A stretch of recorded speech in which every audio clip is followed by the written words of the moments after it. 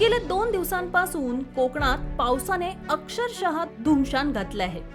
सलग 2 दिवस मुसळधार पावसामुळे सिंधुदुर्ग आणि रत्नागिरी जिल्ह्यात पूरस्थिती निर्माण झाली आहे. अनेक गावांचा संपर्क तुटलाय.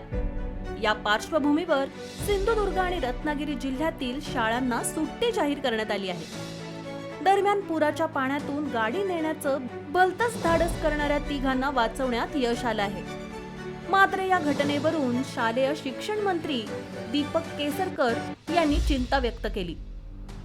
स्थानिक ग्रामस्थांच्या शर्थीच्या प्रयत्नानंतर भेडशी येथील नदीत वाहून गेलेल्या तिघांना वाचवण्यात यश आलंय. तिघेही कणकवली येथील असून भेडशी येथे ते मित्रांकडे आले होते.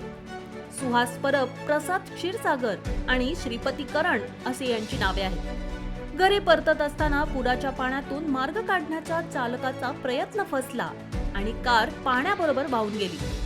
बोलेरो कार वाहत जात पुढे 100 मीटरवर झाडीत अडकली आणि त्यामुळेच दैव बलवत्तर म्हणून तिघे जण बचावले.